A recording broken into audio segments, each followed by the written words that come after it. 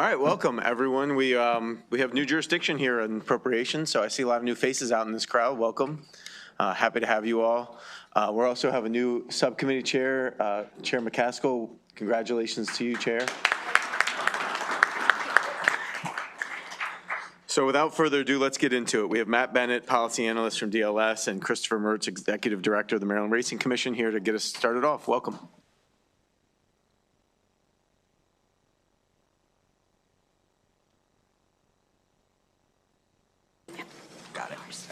Thank you, Mr. Chairman. Matthew Bennett, Department of Legislative Services. I was asked to give an opener here for the presentation on the horse racing industry. I've worked on most of the horse racing bills over the last 15 years with the Department of Legislative Services, so I will jump right into it. So this slide's just to give you an overview of the early days of racing here in Maryland. The Jockey Club was formed in the 1700s. I think they're one of the first in the nation. 1912, pari-mutuel betting was introduced. And then by 1920, we had 5 racetracks here in Maryland, and they were under, the counties had regulated them at that point. In 1920, the state took over regulation of the racetracks, and that's when the Maryland Racing Commission was formed. And we'll hear from the Maryland Racing Commission after my presentation. And then 1933, the first taxes on horse racing were imposed. In Maryland, we have 6 types of racing that's authorized: mile thoroughbred, harness racing, which is the standardbreds, special thoroughbred racing, which is the racing I think that occurs at Timonium, and then there are steeplechase races. The main focus at the General Assembly level has really been thoroughbred and standardbred racing, but these other types are authorized. Flat racing and quarter horse racing I don't believe is currently occurring in the state, but it is authorized. And again, this presentation is going to focus on thoroughbred racing and standardbred racing. In Maryland, the thoroughbred racetracks are Pimlico, Laurel Park, and Timonium. Timonium has about 7 races a year that happen around the state fair. And then obviously everything's in flux right now with Pimlico being under construction and racing currently happening at Laurel Park.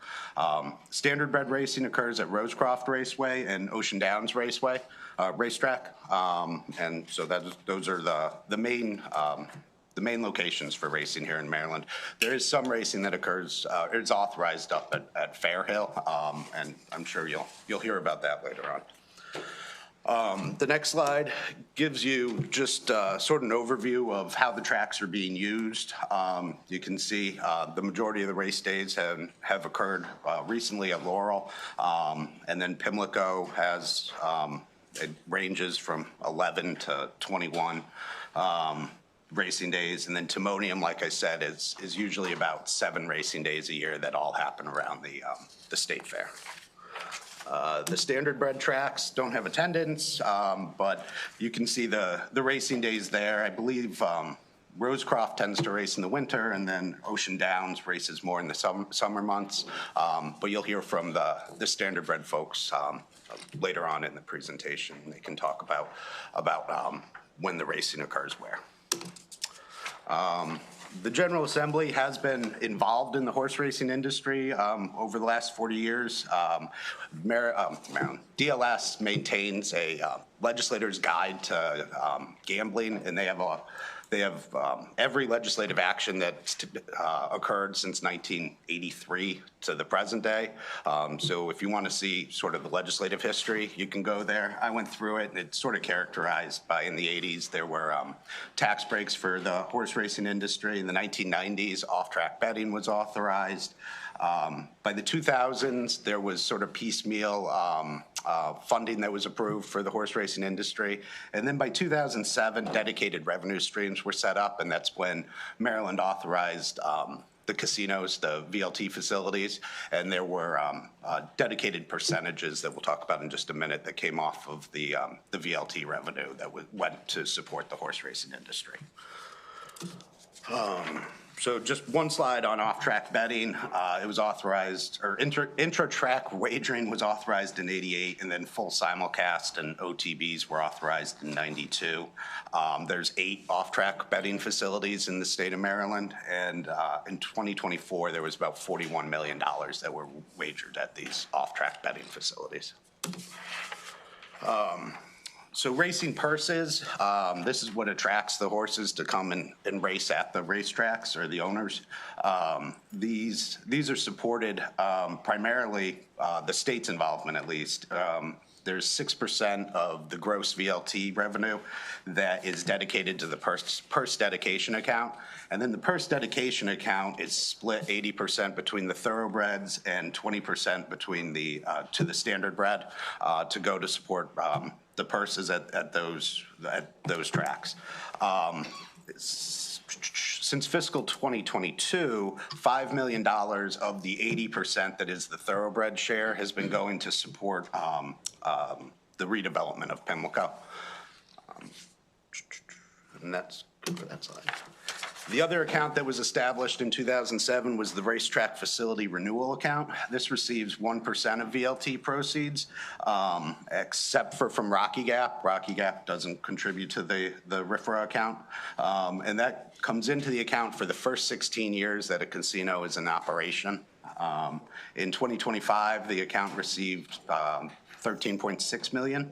And just like the purse dedication account, the RFRA account is split up 80% for thoroughbred racing, 20% for standardbreds.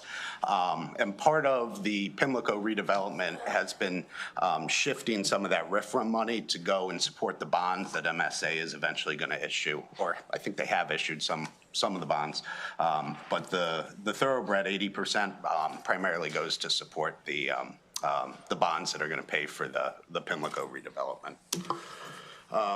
So beginning in 2020, that was the year that the General Assembly passed the Racing and Community Development Act. And this plan would have seen Pimlico and Laurel both being redeveloped at the same time. It authorized up to $375 million in bonds for the redevelopment.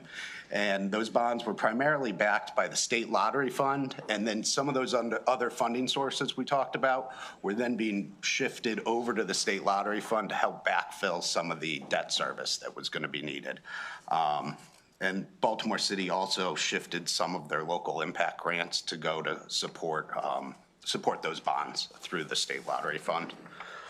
By 2022, it felt like things had stalled, and there was legislation in 22 that was going to require various progress reports and look at Laurel Park being owned by a governmental entity. I think because it was under private ownership when the first plan was envisioned, there was some changes in 2017 to some tax laws that no longer made the original 2020 plan viable. And so in 22, there was legislation passed that was gonna cause a rethinking of how the state was approaching the plan to redevelop Pimlico and Laurel.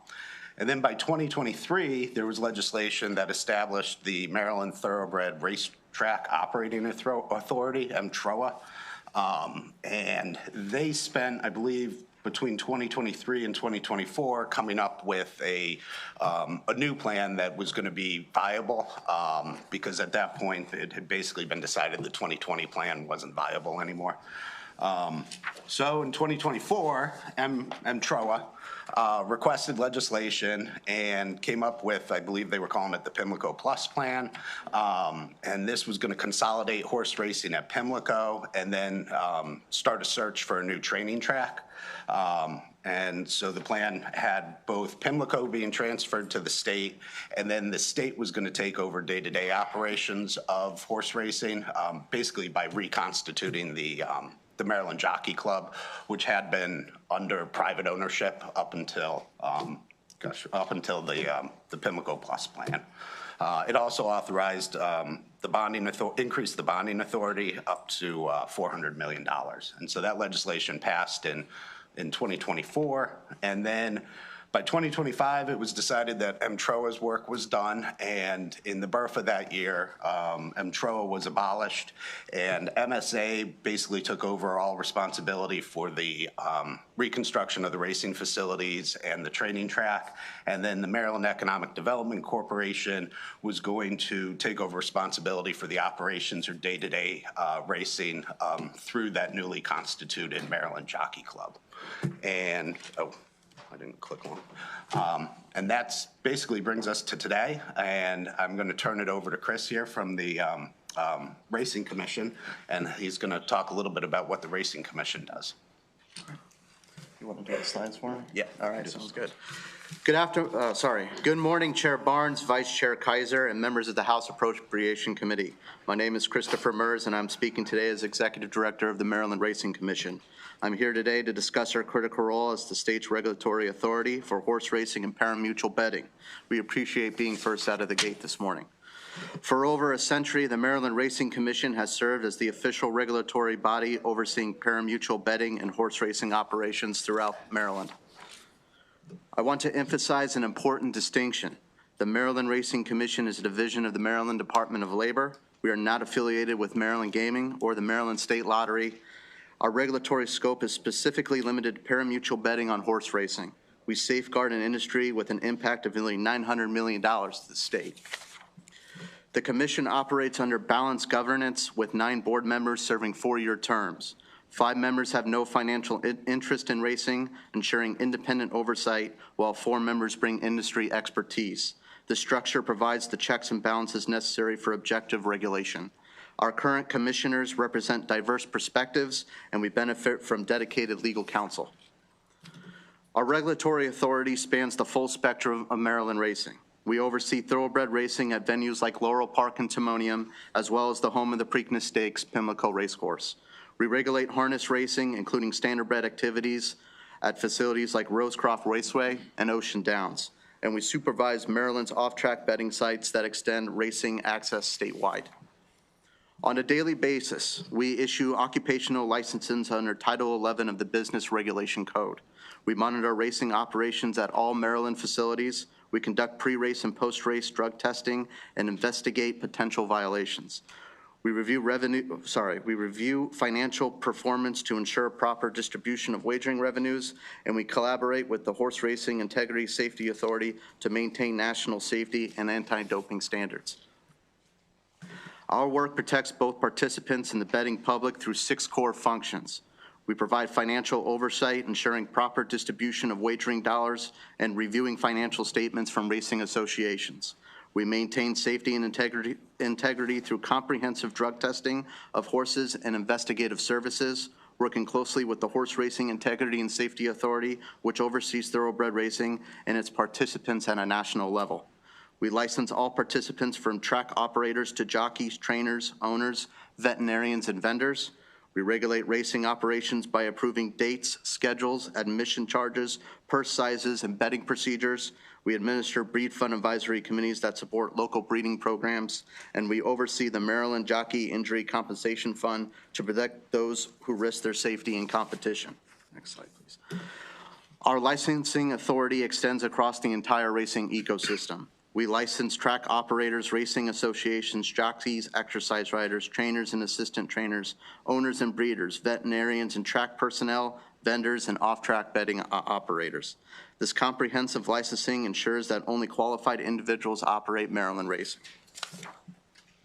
Horse racing represents significant economic activity in Maryland, and without proper oversight, the integrity of the wagering systems could be compromised, putting both participants and the betting public at risk. Our regulatory framework ensures that every race is conducted fairly, every dollar wagered is properly accounted for, and every participant meets professional standards. This protects Maryland's reputation as home to the Preakness Stakes and maintains public confidence in the sport. Strong regulation also protects animal welfare and the safety of jockeys and racing participants. For over a century, the Maryland Racing Commission has upheld the integrity, safety, and fairness of horse racing in our state. We protect participants, safeguard the betting public, and preserve Maryland's proud tradition as home as the Preakness Stakes. Through comprehensive oversight, balanced governance, and collaboration with national authorities, we ensure that Maryland racing remains a model of excellence and public trust. Thank you for your attention and support. Happy to answer any questions you have at this time. Thank you. Thanks for your work. Thanks for the presentation. Mr. Bennett, thank you for the presentation. Any questions?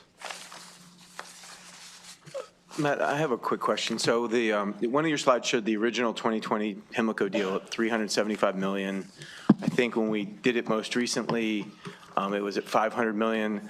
I assume the gulf there is the bond premiums that started flowing before we were actually purchasing the bonds that were then rolled into the deal. Is that right? Or yes, I believe that's correct. There's $400 million in up to 400 million, and then there was some money that's been flowing in before those bonds were issued. So I think the 500 number that you've seen reflects the additional money, both interest and money that and premiums wasn't needed. accumulated.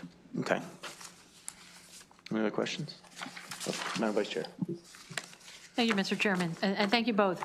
Are there still plans with the Pimlico building to have all the community space that was originally designed in the 2020 legislation? I think that's probably better answered by the Stadium Authority, who's going to follow this presentation. Any other questions? If not, let's hear from the Stadium Authority. Thank you all.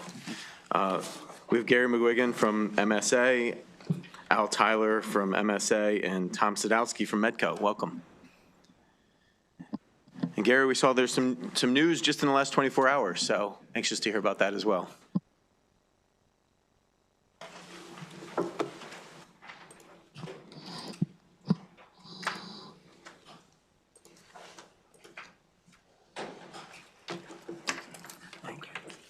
Good morning, Chairman Barnes, Vice Chair Kaiser, members of the committee.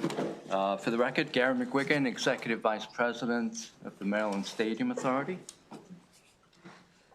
So who is the Stadium Authority? We were created in 1986 with an original mission to build Camden Yards, build Oriole Park, and attract an NFL team back to the city of Baltimore. And we've had an evolution over, can't believe it's 40 years this year, we've been in existence. We've had an evolution of projects and assignments. Started out with the Baltimore Convention Center, the late 90s, and the Ocean City Convention Center. And then we expanded into additional sports projects and economic development. And our mission changed quite dramatically in 2013 when we were assigned the Baltimore City Schools program.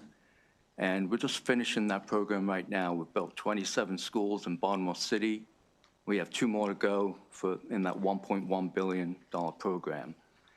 And more recently, we're assigned schools all across the state, a $2.2 billion program, which we're about a third of the way through.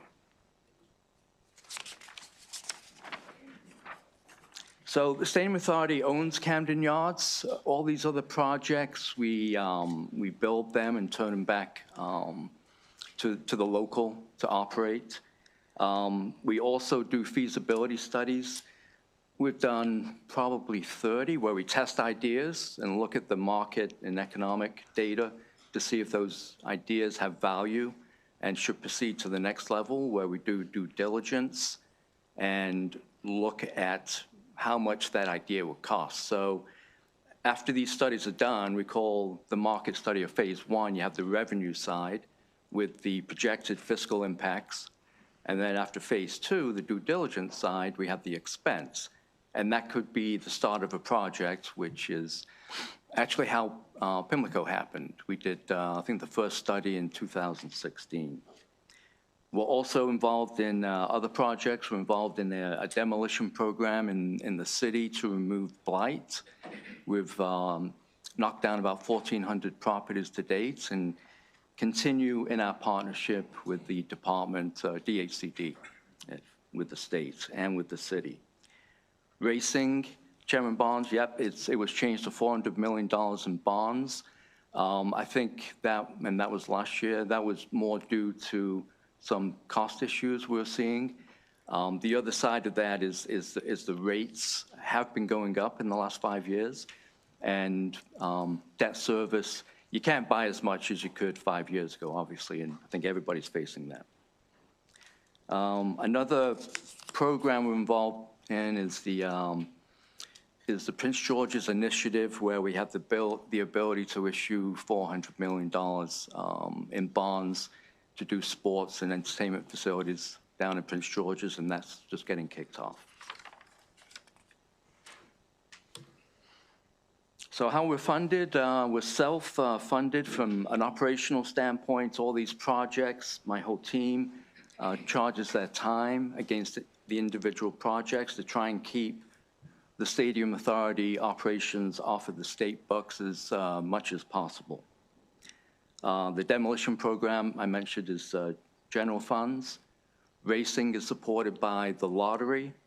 The Build to Learn Act, the statewide school program, is actually funded by the ETF. So there's different funding sources that support the projects that we do, and they're identified by this body, the legislature. And let me turn it over to Tom Sadowski with Medco for a little bit of background. Okay. Thanks, Gary. Mr. Chairman, Madam Vice Chair, I'm Tom Sadowski, for the record, CEO of the Maryland Economic Development Corporation, and it's been my pleasure to partner with our good friends here at MSA on this project over the last year. Just by way of background, this body created Medco back in 1984 to serve as a public-private development corporation, really to do a lot of the stuff that MSA doesn't engage in. A lot of the work that we've done, we've 350-odd projects over our 40-year history, both with private and public sector clients. We've issued close to $9 billion worth of revenue bond financing to fund those projects. The difference in our bond financing structure is that there's typically a revenue source associated with it, whether it's generated by the project itself, whether it's private capital, or whether it's state or federal dollars that have come into the mix, or even local dollars. So our role in this is really to kind of be the other side of the coin, where we work with MSA and looking at the projects and help find other ways to deliver on them in a sustainable and financially viable way. The title of our presentation here is Racing Infrastructure, and the way that we look at the infrastructure question here is in three parts: community infrastructure, organizational infrastructure, and then ultimately the physical infrastructure that's going to be needed to sustain this whole effort.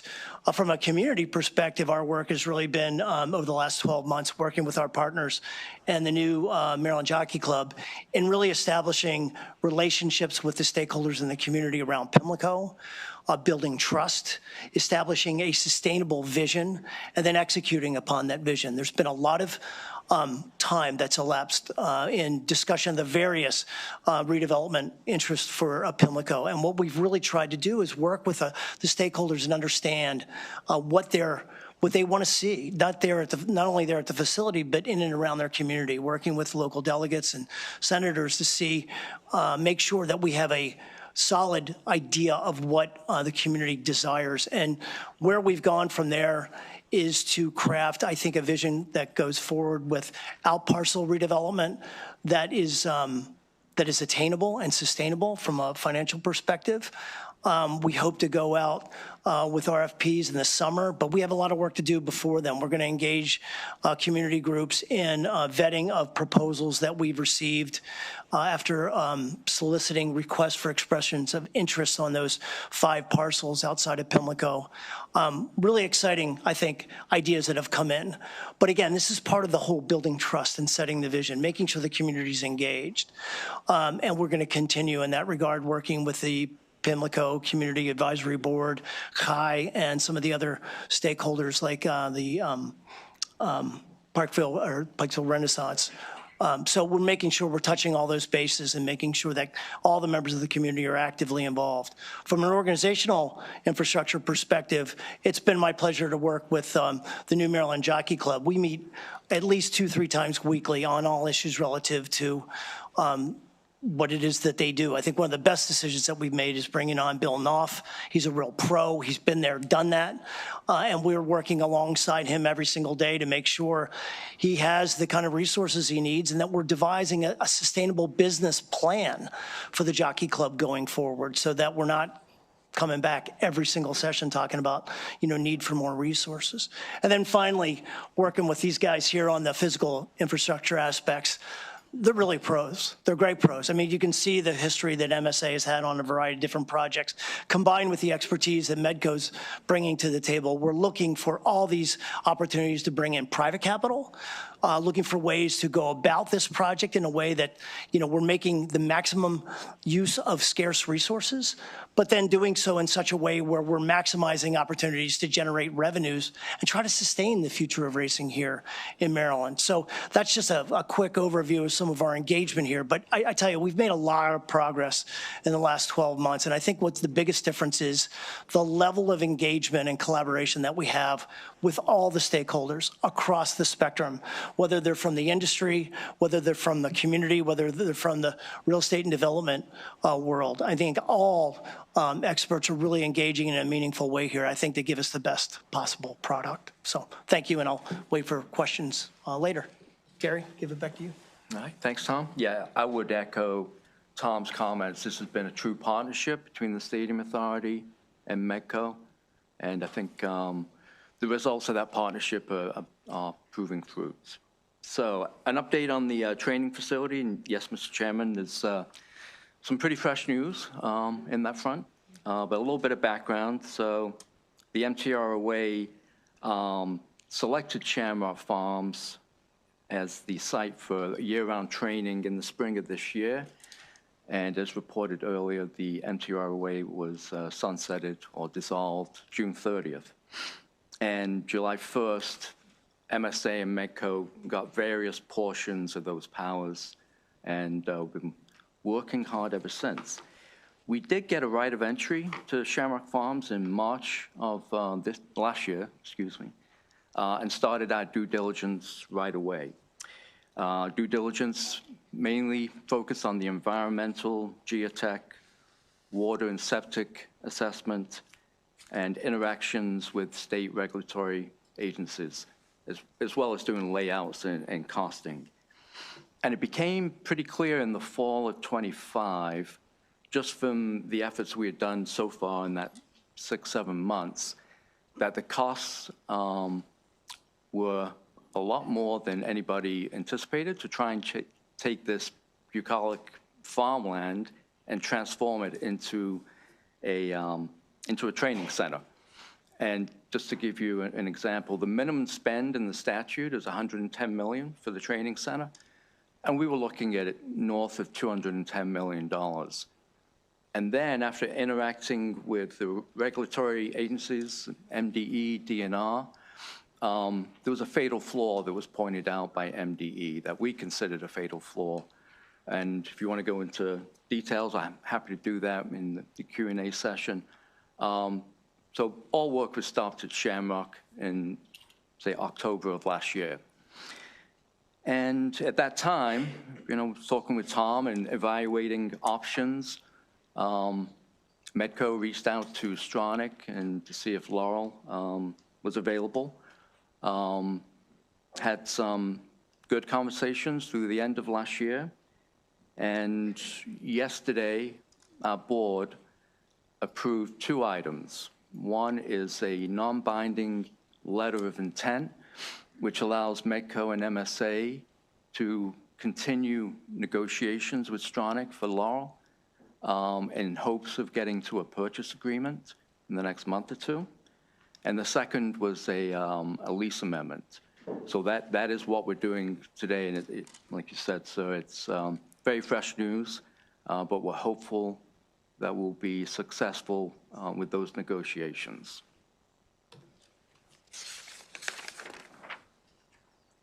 One of the things that would happen, which is a positive if we get Laurel, is that Laurel would become housing for all the horses. The original program and intent was 400 horses at Pimlico and 800 at the training center, which does some negative things. You've got duplicate operations, right, with horses and staff that need housing at 2 locations. And if you think of Pimlico, you think it's a huge site. Well, it really isn't. When you put 400 permanent barns out there, it takes up a lot of real estate. And one of the things we heard from the community, I'd say the number one item was inadequate parking. And by moving those 400 and putting them back at the training center at Laurel, that would add about 1,000 parking spaces to the benefit of the community and operations. It also would save the Maryland Jockey Club about $2.5 million per year in operational savings from not having to man 2 facilities full-time.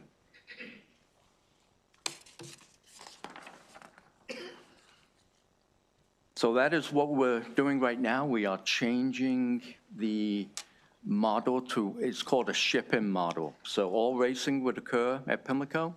Laurel, after negotiations, would become a private facility, and all training would occur there. And then Pimlico would receive horses for race days, which are projected to be about 120 days a year. So the savings at Pimlico is all those utilities that we would have put in for an additional 400 stalls and horses and 150 people to live on site, and reduce that amount from Pimlico and save it for a future date to improve the Laurel Park facility. In terms of where we are right now, everything's been demolished. We're working on the infrastructure for the permanent equine facilities at Pimlico. We're about to get started digging a really big tunnel. This will be a tunnel that can accommodate tractor trailers and pedestrians. So when the facility opens up for Preakness in 2027, there won't be any waiting to walk across the track to get into the infield between races. There will be a direct access. And with the vehicular part of that, just move in and move out will become a lot more efficient. And we are also in the programming phase on the clubhouse. Preakness 27 at Pimlico will be what's called an overlay event. So it would be temporary facilities to welcome the crowd back for the Preakness in 27 in Baltimore. And we expect the clubhouse, the permanent clubhouse, to be completed in 2028 for the Preakness. And with that, sir, and ladies and gentlemen, that concludes our presentation. Happy to answer any questions. Okay, Delegate Stanko, thank you for the presentation. Mr. Chair, I want to get some clarity on a couple of things with the land that'll be left from Shamrock Farms. Can you walk me through the current foreseeable steps that will happen with the remaining land? Yes, it's, I mean, the ultimate disposition of Shamrock is unknown. I think we will form a committee to listen to all ideas, including the county. There have been some concepts thrown around which could be viable options, like a horse rescue farm. But I think what we'll do is take the next 3 to 6 months is to listen to all ideas, evaluate those, and decide what what Shamrock Farm should become in the future. Is there any precedent, forgive me if you don't mind, is there any precedent on what's been done before with what I'll call exited plans for Stadium Authority properties? No, this is a first. Okay. All right, thank you. Thank you, Mr. Chair, and thank you, gentlemen, for your presentation today. I just have 2 questions. The first one is more about the community efforts, and there's a community renewal piece in addition to the updates to Pimlico. And so I want to make sure we're connecting dots for folks that are not as close to this issue. The MSA obviously is finishing up the 21st Century School Program, which is building brand new schools in Baltimore. And I want to know if you could speak to the fact that probably, if not for kind of the simultaneous investments in the Park Heights Master Plan and Pimlico, we might not have those new schools also in the same footprint. I wanted to know if you could expand on that relationship, because for those who are not as interested in horse racing, they might not realize how we're leveraging multiple state and city investments for community renewal that are reinforcing. So that's my first quick question. Yeah, thank you, Delegate. And I would add a third piece to that puzzle, if I could, is the demolition program, because Yes. we've had a lot of activity in the neighborhood. And yeah, I see all three as improving the community. There's 2 schools, I think within 5 miles of Pimlico, that are brand new because of the 21st Century Schools program. And I can get the number of demolitions, but it is quite substantial. And I see them all working together to make Park Heights the best that it can be. And my last quick question, if just your indulgence, Mr. Chair. My last quick question is that I believe that the television rights for the Preakness are maybe coming up for negotiation, and I wanted to know to what degree that could impact the dates of the Preakness and hopefully help us to get a Triple Crown one day. Great question. If I could defer that to the Jockey Club, because they're the ones that are negotiating that deal, and they will be speaking right after us, I believe. If I could just add briefly, there are some interesting conversations engaged. Excellent question, and it's obviously going to help the long-term sustainability of, and not only crowds coming in, TV rights, et cetera, but the revenue aspect very much on the front burner as part of this whole sustainable business model. I'd also like to mention, the Park Heights Renaissance Association has been a fantastic partner in this. Yolanda's been terrific, as has been LifeBridge. But you had mentioned there are a couple of other plans. There's the Pimlico Redevelopment Community Compact, the Park Heights Master Plan, the Joint Area Development Plan. We've been able to benefit from a lot of these resources in helping shape where we go with all of these plans. So I appreciate you mentioning that. But there's been a lot of other good work that's helped to inform our activity. So. Thank you, Mr. Chair. As a point of privilege, as the new chair of the Racing and Sports Facilities Committee, I just want to say that I'm personally looking forward to working with you all as we protect this industry, this first-class industry here in the state of Maryland. Perfect segue from my colleague thinking about revitalization, all right, in the community. And I'm thinking about the economic impact and job creation. And I'm thinking about the opportunities for folks who live in the community to be able to tap into that opportunity. Are we looking and have already thought about how the community will tap into job creation as we move into this revitalization project? Absolutely, absolutely. Not only in terms of the types of development businesses that they want to try to attract, there's also been a lot of discussion about the kind of employment opportunities that might stem from that and the training that'll be necessary to take advantage of it. So very much a part of that whole conversation. Absolutely. And if I could add, just on the construction side, yeah. Side, is something we take very seriously. So we have monthly meetings with the community. We keep them updated. When we selected our contractor, one of the things, and we did this in the schools program, is we wanted a local hiring aspect for jobs. And Clark, who's our contractor, is fully committed with that. And what they do is when they go out for bid, they ask for projections of how many local hires that you can engage to build the project. What's different about this project, so the schools program, it was citywide. A local hire was considered if they lived in the city. We were able, after AG review, and they actually let us do this, we're going within the zip code of Pimlico. So it is really local hiring in the community. It's something that we report out monthly, and I think we're just getting started, but I believe it'll be very successful.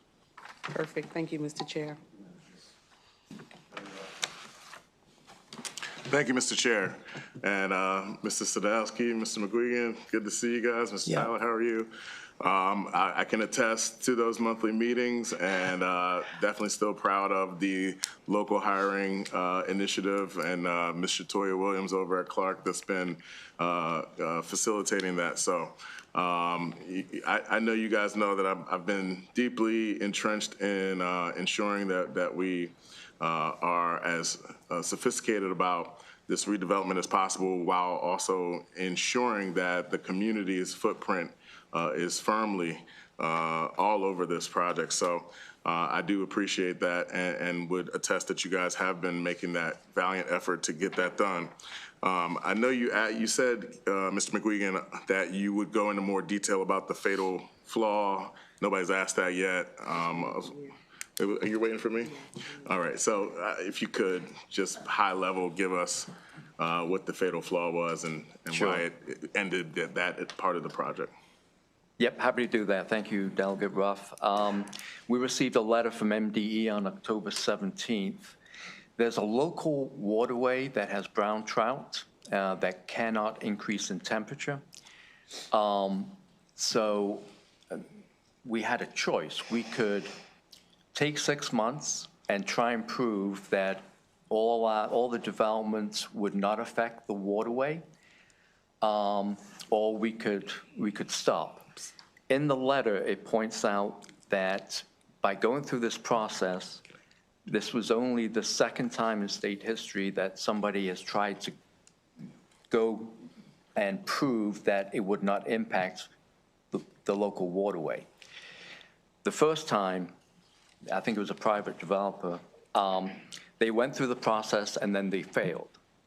So the likelihood we could have spent more money, taken 6 months on a project that was already $100 million over the minimum spend in the statute of $110 million, and spend even more money, or we could stop. And we stopped because we didn't think, we saw that as a fatal flaw, and that's when we started looking at Laurel. Okay, thanks. So now with this pivot to Laurel, I think the community is going to be very happy to hear about the removal of barns. I'm assuming that means that there will still be some barns for, during race days. But I think what the community members are going to be interested in on top of the parking is the remediation of the odor from horses, directly across the street from residents on Belvedere. I'm assuming that this change will be a big shift and will stop that kind of historical invasion into the community from that odor. Is that accurate? And if not, can we make sure that is a part of the change? Yes, sir. No, I'd say that's very accurate. And you're right, there's still going to be structures there. I mean, the Preakness barns will be a permanent part of the facility. There's facilities that are needed for the shipping model, but not having a permanent horse population will hopefully get rid of the odor issue. I think that is for certain. And just the increase in parking, I see this as a win-win for the community. Okay, and Mr. Chair, if I might just have one last question. So with the audible to Laurel and the $110 million minimum spend, where does that put us as far as how this audible will affect the out parcel development? Can we go back to looking at the proposals about hotel space, or are we going to be having other conversations about that additional space that now will enhance the out parcels in line with what the community members have been asking for, and then the event space, the size of the clubhouse, things that have been represented under the MTROA as plans for this project. How are we shifting that to ensure that we're investing, in the entire redevelopment fully and benefiting the community as it has not historically? Yeah, let me start off, and I'll turn it over to Tom for the development parcels. So the Pimlico is going to be a first-class facility. The development parcels were outside of the budget and always have been, and that's kind of like a separate issue, but Tom's got a great plan for that. Roughly, the budget for Pimlico is just under $400 million. and the budget for Laurel is just over $120 million. So they both exceed the minimum spends in the statute. That has been met. And the clubhouse is it's going to be, it's still in the programming phase right now. But I see that not as an asset, not only for racing, but also for community groups and other events. There will be spaces in the clubhouse. When you total them up, they can accommodate 1,500 people. And we are also maintaining the chalet, which can accommodate another 300 people. So I see the clubhouse as being able to entertain community and other events in a very successful manner, and that will be operated by the Jockey Club. But let me turn over to Tom for the development parcel piece question. Sure. From an event perspective, we've had an expert kind of work with community stakeholders too to get a better sense as to the realm and scope of event desires on the behalf of the community. And, we feel like a lot of that activity is community-based, 100, 150 people max. But we, as Gary just profiled, will have adequate space in order to house a lot of those types of events within the clubhouse. And what we see now as part of the proposals that have come in for the out parcels, we've seen a lot of intriguing mixed-use proposals, that residential, retail, commercial. Don't want to get into the scope of the hotel-related work, but there are a number of opportunities for the type of facilities that you would describe that the community has expressed an interest in, but doing so by way of private investment. The 5 development parcels consist total 11 acres. Of the 13 proposals that we had received on December 19th, that was the revised deadline, we had so much interest, we extended it by another couple of weeks on this REI. 6 of the proposals propose mixed-use development for all 5 parcels. We would consolidate that 11 acres and make maximum use of all that acreage. The remaining were single use, some were mixed use.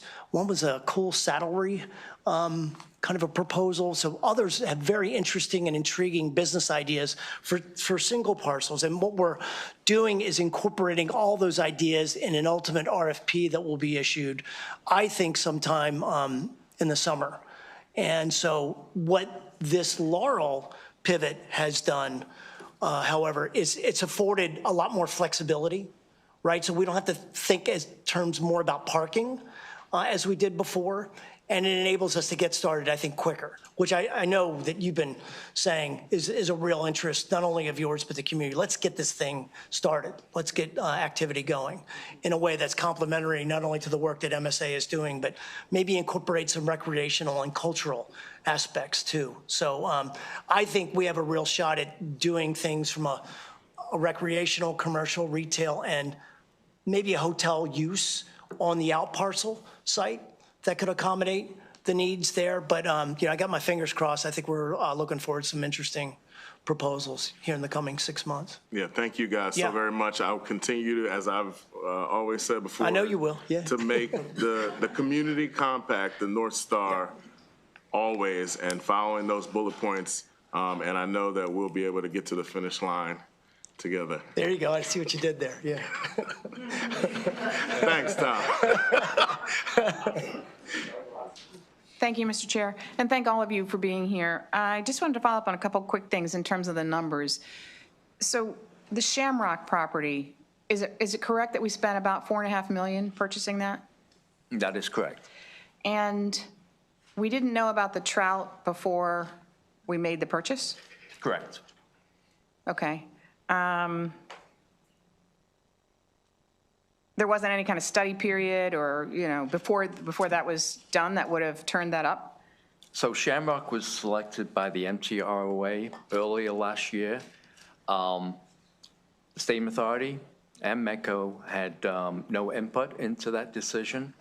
The issue with MDE was revealed in October of '25. Okay. So just moving on to Laurel now. So we're switching to Laurel. and the state is planning, I mean, if it goes through, the state is planning to spend about 50 million for it, is that right? It's an active negotiation. I can't talk Okay, that's about the fine. numbers. Do you have an estimate of what you're going to need to put into Laurel to make it to be the type of training facility that you're talking about? Because I know that there's some issues with the housing and the backstretch conditions at Laurel Park. It's, I think, built on, at least partially built on a wetland. Is that correct? There are wetlands on the site. Right. So do we know that that site will be able to handle what it is you want to put there, and what's that price tag look like in general, and how will we fund it? So that there are environmental consultants working on behalf of the state right now to look at the environmental risk, right? So that will be weighed into any decision the state makes on the, when we get to the purchase agreement. We'll have that information in hand. So this is a very fluid situation. Right? Understood. So, but we will have that information. But you will to have the inform us. environmental information before you make the purchase? Correct. Okay. And you don't know the sort of back-end price tag on renovating Laurel Park? We have some high-level numbers. I mean, we looked at Laurel probably 4 or 5 years ago. We understand the some of the poor conditions there with housing and the dorms. They will be prioritized. I mean, the first thing, if we're successful, the main priority is to make it safe and bring it up to codes. And the good thing about this is it's a training center today, right? We were, with the MTROA selecting Shamrock, we had a very aggressive schedule to get it done so Laurel could move to the new training center. If we're successful, we don't have that anymore. It continues as a training center, and over time it can be improved. Once we've taken care of the poor conditions and the poor living conditions that are there, we'll have time to plan the rest of the facility. I see. As long as we can get it upgraded to code right away is critically important.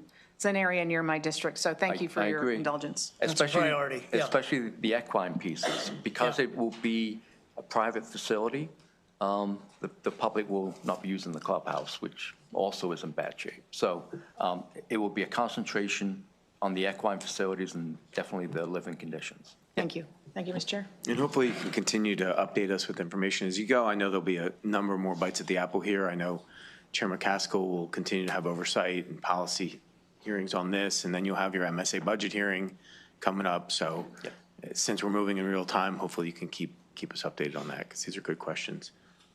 Did I see another question? Delegate Harrison. Thank you. And I hope that you will indulge me just a little bit because it's a new subject area for me. You said earlier, and I just want some clarification. You said earlier that the budget for Laurel is just under $120 million. What is that? Because then we're talking about bringing it up to code. You don't know what the final costs are going to be for the purchase and to make it a training facility. So can you just kind of help me understand what order we're working in and what these numbers mean? Sure. So it's just over $120 million. And then subtracted from that will be the final acquisition price. We have high-level numbers that we did 4 or 5 years ago on portions of improving the bonds. So I feel pretty comfortable we can get it into a safe condition with the money we have available. But we will know more after the acquisition negotiation is complete, because that's the starting point for bringing that number down, and what number is left for the improvements. So just so that I understand, the $120 million or approximate that you're referring to right now, you believe includes the acquisition and then to bring it up to code so that we can do what is needed for the interim, I guess, while Pimlico is being redone. And then after that, to make it the full training facility, is the number that you're not quite sure of yet. Is that correct? No? Close. I would say, from everything I know today, I feel comfortable that the 120 plus will cover the acquisition price and the cost to get the facility into a safe condition. And it has 1,100 stalls today, right? So the horse community desire is to have a 1,200 stall component at the training center. Some of those things are not known today, but I feel we can get it into a safe condition with the money that we have allocated for it. Okay, thank you. Delegate Chang. Great. Thank you, Mr. Chairman. Good morning, and thank you very much for the presentation. If I may have a couple questions representing the Laurel Park in the legislative district of 32nd. A few questions I have is that this presentation is focused on community engagement with the other park over in Pimlico. And just wanted to know at this time, are there any plans for community engagement in the Laurel area, specifically the Maryland City and Rusted communities of 198 in those areas there? And if not, definitely would encourage us to all have those different meetings with those stakeholders, since this is very fresh and new information. Understood. It is very new, and, you know, the State Authority, I think MECO would agree, with all about communication. It's a little bit difficult in this position today where we don't have an actual deal, so it's not for certain. But if there's a benefit to talking to the community, we'll be happy to do it. Great, thank you. And then in recent fiscal years, there's been about almost $500,000 that was allocated from the Laurel Racetrack Impact Funds to communities within a 3-mile radius. And are there any thoughts as far as now with this shift towards being a training course, how those impact funds will be affected? I do not have an answer for you, Delegate. I was not aware of that, but we can take a look at that and get back to you. Yes, thank you very much. As part of statute, there's about $500,000 that's allocated to communities within the 3-mile radius that goes for beautifications, for libraries, for parks, and other infrastructure investments. And I think that's important for us to please consider with regards to the impact funds that have been historically dedicated to those communities. And the last question I have, if I may, is with regards to the backstretch workers that, as the gentleman, my colleague on the committee, mentioned about the living conditions there, and really the horrific living conditions. Will the amount of workers increase with now this being a training facility? I would, if I could, defer to the Maryland Jockey Club. It's, you know, it's being used as a training center today, and the work is kind of flux with the number of horses that are there, and that, I know that has changed over the years. So if you don't mind, I'd defer that to the Jockey Club. Great, thank you very much. Thank you, Mr. Chairman. I'm curious about those impact funds too, and what even was going to happen now that racing was stopping at Laurel. But now that we're going to have so much more activity there, so yeah, we'll look into that as a committee. But if you could get back to us, and maybe we'll have some information here from the Jockey Club as well when they come up. Maybe they know where the statute sits. So thank you. Delegate Forbes. Thank you, Mr. Chair, and thank you so much for the presentation today. We know things are in flux, but I just want to confirm, if Laurel is the training site and then Pimlico becomes the racing site, are the 137 days of racing about that are happening at Laurel going to occur at Pimlico going forward? Yes, I believe it's approximately 120 days, but all racing will be at Pimlico and no racing will be at Laurel. Laurel would be a private training center. Thank you. Delegate Ivey. Chairman, and I appreciate my colleagues for their questions as well. It's given me deja vu, reminding me of my days as a member of the Ways and Means Committee back in 2019. See some familiar faces. I just wanted to echo the discussion about the impact that is had on the community surrounding these facilities. And I want us to really follow the city's lead here in Prince George's. Although the racetrack is technically not inside of Prince George's, it's about half a mile away. So I just wanted to lift up Prince George's as I tend to try to do, and hope that we can also continue to expand with this opportunity coming down to Laurel. So thank you all for the work that you've been doing. Looking forward to continue working with you. Thank you. Thank you. Thank you, Mr. Chair. First of all, let me say that you guys are professional class act, and starting from the starting gate to the finish line, so let me say that. But I just need to say that I've been in the House now for 12 years, and when we first came in 12 years ago, one of our first little tour guides was to Pimlico and the surrounding area. And I need to say that the impact that has taken this long to get this far, I want to make sure that Sinai Hospital, the surrounding areas, and the community is being well preserved and renovated. And because when I've seen houses with trees growing through them and people living in them and maybe one person living in a whole block, it just truly broke my heart. So can you elaborate what's taking place through that, if you don't mind? Certainly. I mean, part of the monthly meetings that Gary had mentioned previously, I mean, LifeBridge, the folks at LifeBridge are part of those discussions. We actually have prep meetings. So it's two times a month. We're talking to leadership. LifeBridge is so critical, really, being right next door to the future of what happens, not only in the community, but the success of the outparcel development. I mean, what are things that we could do on those outparcels that help complement what's happening at LifeBridge as well? I mean, we're having those conversations with all the community stakeholders.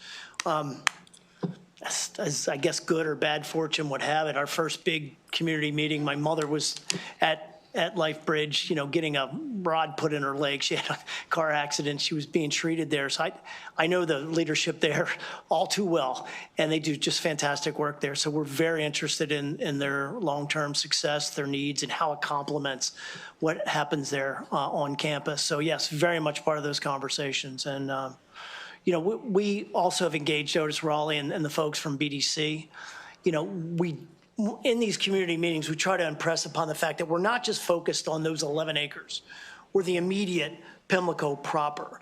We want to take into consideration what is already happening in the surrounding community, so we're not competing with investors that have come into the community, with people that are already making improvements there. We want to make sure this is one big complementary and homogeneous effort. So yeah, all the key stakeholders are involved. We've had our experts talk to each and every one of them, taking into consideration all the plans that have been done prior, and trying to inject in, hey, this is what the market really feels like they can do. So it's not all state supported, right? So we're getting the benefit of a public-private effort. But, I can't press upon the fact enough that LifeBridge is so critical to the success there. Thank you. Looking for a photo finish.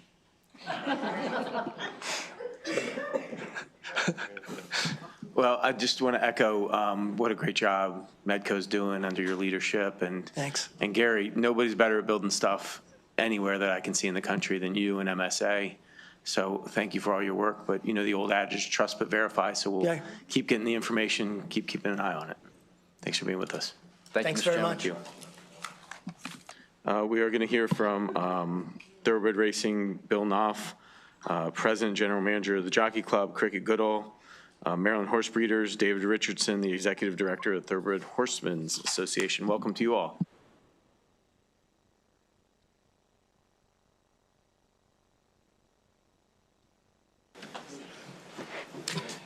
Good morning, Chair Barnes, Vice Chair Kaiser, member of the committee. I'm Bill Knopf, President and General Manager of the Maryland Jockey Club. You heard a little bit of the history earlier, but I'll get into some specifics regarding our organization. We were created, as you heard, in September of '24. It's a New Maryland Jockey Club, Inc. We are a 501c4 entity, and we are scheduled to manage all of the day-to-day thoroughbred operations in the state of Maryland and manage any of the racing and community development projects.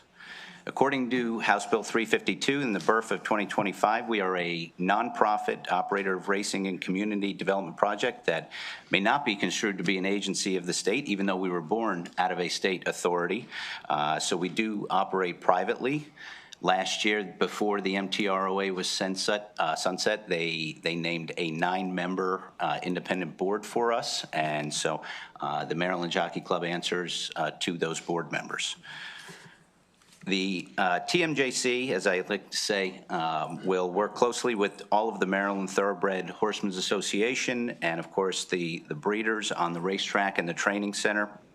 We are a part of this industry. We are set up, I believe, in the perfect way. They modeled it after some other racing jurisdictions in New York and Del Mar in California. And the nonprofit, I believe, is the way to go. And we will continue to work with each of these stakeholders beside me to enhance the product as well as grow days such as Maryland Million, which everybody's very familiar with here. As far as the operations, in late 2024, we had a very large task of transferring all of the contracts that the Stronach Group had held for many years over to the New Maryland Jockey Club. That was done successfully at the end of '24, and we took over the operation January 1st of this year, of 2025. We immediately began operating Laurel Park. We manage everything at Laurel Park, from the wagering to the security to all the employees, including backstretch, front stretch, management of the racetrack, so all aspects of that. This past year in '25, we put a focus on highlighting that racing product locally as well as around the country. And we're very, very proud of the first year.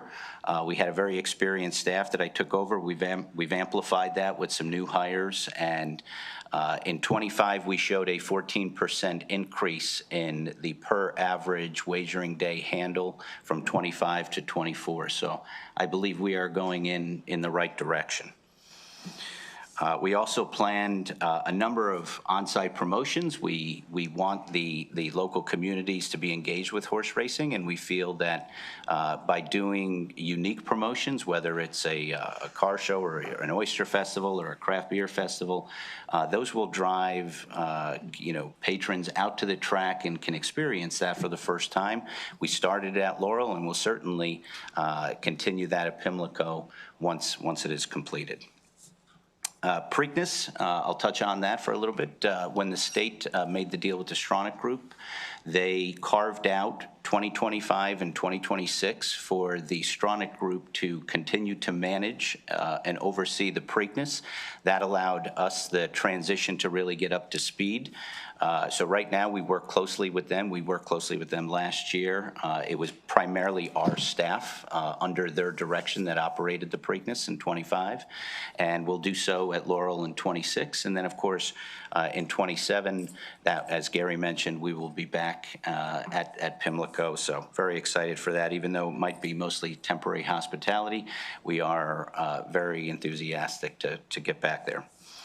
The Pimlico project, as Gary and Tom mentioned, we are working very closely with them, providing as much operational expertise and thoughts regarding the project. Obviously, whether it's the barn area or we're in the middle of the building now, as Gary mentioned, in the programming aspect of it, our staff is fully engaged in that. And personally, I am not from around here. I'm a year into Maryland, and I feel very lucky that I get to work with Gary, Al, and Tom. As you just saw, and as you well know, they're experts in their field, and it's been a very easy transition for me to work with them. So that's been a pleasure. Lastly, I just wanted to say I believe the future of Maryland racing is incredibly bright. We're one of the few states out there that has a new grandstand, a new facility coming. We've got an unbelievable history here in Maryland, an unbelievable race in the Preakness. I'm looking forward to growing all of the rest of the year, the other 120 days of racing, and working with the two entities and the breeders and the horsemen to make us one of the great states in the country for racing. Thank you. Great. Chairman Barnes, my name is David Richardson. I represent the Maryland Thoroughbred Horsemen's Association, and it's great to be in a new committee here. Good to see some familiar faces, Delegate Kaiser and Delegate Ivey, Delegate Smith. You guys kind of have been familiar with our plight. We've really been in survival mode for the past 10, 15 years or so, and it's so exciting to be where we are right now because we're really at the precipice of being at the, we have the industry in our hands and we could really have solved a lot of the challenges we've been faced with for the past few years. To give you an overview of the Thoroughbred Horsemen's Association, we represent the thousands of owners and trainers, backstretch workers. The best way that I equate what we do, we're kind of the Players Association for horse racing, but we have a very unique situation where we're partners with the racetrack. We've been a partner with the racetrack for the past 15 years or so, where we've entered into revenue sharing agreements to keep our industry stable, to keep our industry moving forward. We've always had a outside operator in the Stronach Group before 2 years ago when Bill took the reins of Maryland Jockey Club and operates this as a nonprofit entity now. But MTHA, we take very seriously our community. We've got a lot of very meaningful social programs that we run for our thousands of members of our community. We have a $1 million pension plan. We've got a revolutionary healthcare program. We partner with MedStar Health, and we provide healthcare for our people right on site at Laurel Park. We have a whole expansive community outreach and community programs for our workforce.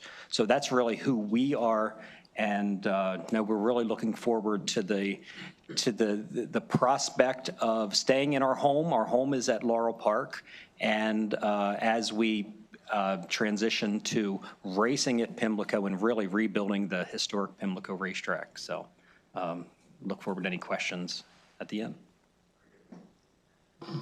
Hello. Chairman Barnes and Vice Chairman Kaiser, old friends, and again, as David said, we're happy to be back down here and talking to old friends and new friends. I'm Cricket Goodall, and I'm the Executive Director of the Maryland Horse Breeders Association and the Maryland Million. But I'm here today to tell you a little bit about what the Maryland Horse Breeders Association does. So we're the trade association that represents the breeders of the horses and a lot of the owners, because a lot of the owners own and breed them. So we're the agricultural component of the horse industry. We represent people with farms here, and that, of course, makes our mission part of land use and open space and all of the beautiful countryside that is devoted to producing horses. That's what my members and constituents do. Our mission with the horse breeders is to educate, promote, and encourage the breeding, raising, and racing of horses in Maryland. The Horse Breeders Association was started in 1929, the oldest in the country, and the Maryland Bred Fund, which is the incentive fund to encourage people to do their business in Maryland, was started in 1962. And that, again, was the first in the country. Now, every state has something like that to try to encourage the commerce, the business in their state. In addition to that, in our promotion, we publish a magazine called the Mid-Atlantic Thoroughbred, which you all should be receiving in your offices. If not, let me know.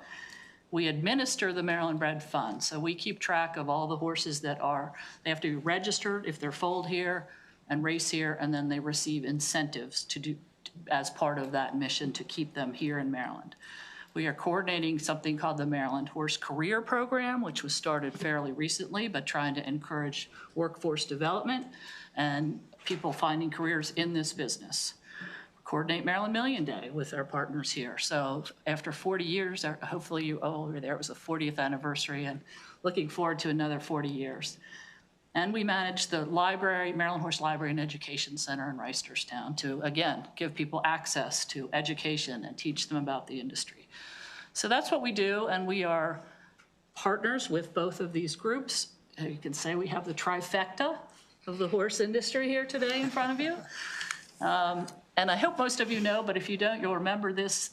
Maryland has more horses per square mile than any state in the union. All kinds of horses. So we are a horse state and very proud of it and looking forward to a really exciting future. Thank you. Thank you so much. Any questions for our horse team here? All right.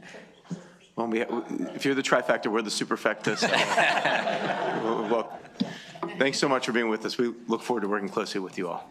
Yep. I think that was our last panel. So committee, do I have another panel? Oh, of course. There's a back of my sheet, and I could not forget, Rob Garagiola made me do this. Jack Burke, Bobby Jones, Jonathan Roberts, and Lisa Watts from the Standardbred. I'm so sorry.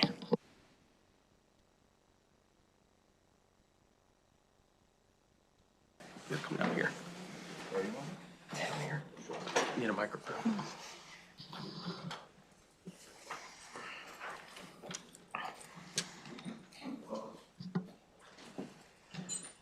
Who's starting? Go ahead. All right, I guess I'll go ahead. Good morning.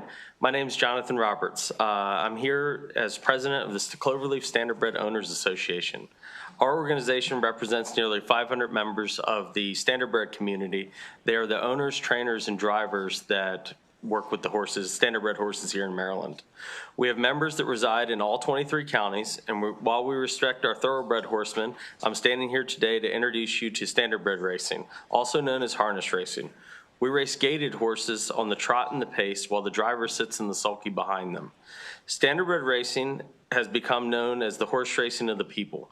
We significantly provide tourism opportunities in Prince George's County and Worcester County, give back to those in our industry as well as the local communities through scholarships and fundraisers. Our contributions of $2.9 billion in economic impact that the horse industry provides to the state of Maryland. Our Standardbred horses are elite athletes similar to LeBron James and Michael Jordan, recognized on local, national, and international stages, as well as becoming household names. Most recently, Call Me Goo, a 6-year-old mare born in Charles County, Maryland, brought international attention to our great state by retiring as a Breeders' Crown champion and the first Maryland-bred Standardbred to become a millionaire. As a product of the Maryland Standardbred breeding program here in our great state. Governor Moore stated that Maryland's horse industry is a powerful symbol of the state's heritage, agricultural, and economic vitality. As such, I stand here today asking for your continued support of the equine community to ensure that the industry can survive and thrive here for generations to come.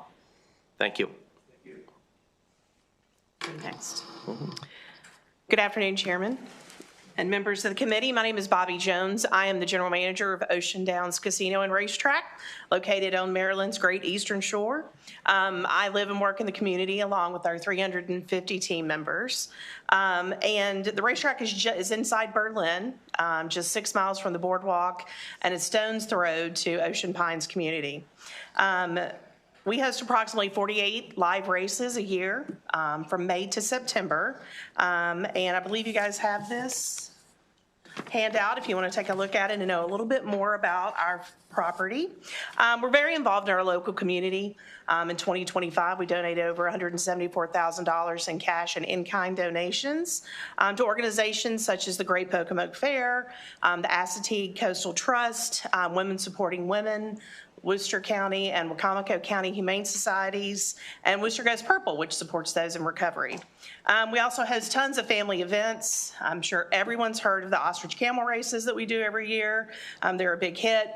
Wiener dog races. We have the Flying Elvi, and we do our annual Duckin' and Truckin' giveaway where we give a truck away on Labor Day weekend and charities come out and sell ducks that they toss in the back. Another way to great supporting our communities. We'd love to invite you to come to Ocean Downs this year to take a tour for Mako conference, or if you just want to do a site visit. Thank you.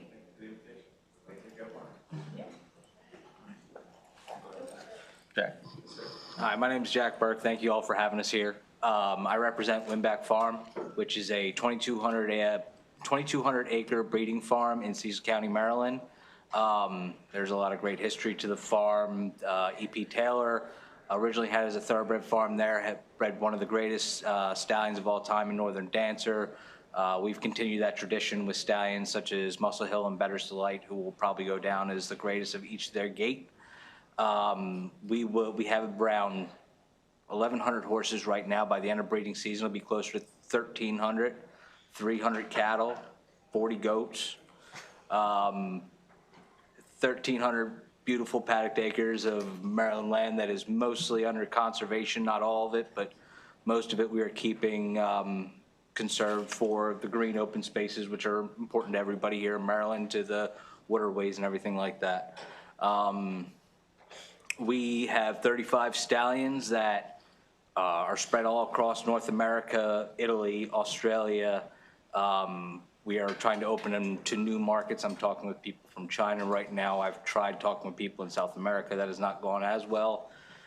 So we are representing Maryland and Cecil County on an international stage as well as a local stage. We employ around 85 people and get a lot of local products and things like that. Good afternoon, and thank you for the opportunity to speak today. My name is Lisa Watts, and I'm here to provide a brief overview of Rosecroft Raceway and explain its importance to Prince George's County and the state of Maryland. Because many members are new to this topic, I'll focus on a high-level overview and would be happy to provide any desired additional information. Rosecroft is situated on approximately 123 acres in Prince George's County's 26th district and was once the district's largest employer. Located in Fort Washington since 1949, Rosecroft is Maryland's premier standardbred racing facility and one of the most recognized harness tracks on the East Coast. The mission of the organization is to promote the future of standardbred racing in Maryland by combining multifaceted entertainment opportunities with the finest North American horse racing experiences. In addition to live racing, Rosecroft hosts simulcast wagering year-round 363 days per year, as well as other community events attracting horsemen, fans, and visitors. Rosecroft operates under Maryland law and under the oversight of the Maryland Racing Commission. Its core responsibility is conducting live standardbred racing, but its role extends far beyond race days. The track supports horse owners, trainers, drivers, breeders, and related businesses across the state. It also provides stable employment and works closely with state and local agencies to ensure regulatory compliance and integrity. The management team of Rosecroft, along with the Cloverleaf Standardbred Owners Association, recognize the responsibility and importance of being good neighbors and fomenters of community support and involvement. In addition to being a visitor's destination site bringing business to the state and county, Rosecroft has supported the community in many ways, including but not limited to. We provide parking for National Harbor for their construction, event staging. We do multiple sponsorships with the Prince George's County Police Department, including holiday toy drives and their Police Athletic League boxing events. We partner with Prince George's County Public Schools doing their back-to-school supply donation and providing parking space for their school bus driver safety program. We are the home of the Christian Fellowship Tabernacle. They conduct services there on Thursdays and Sundays. We host the Silver Gloves Amateur Boxing Youth Tournament annually. We host the annual Golden Gloves Amateur Boxing Tournament. We support USA Boxing and the Potomac Valley Boxing Association by doing fundraising for the Junior Olympics.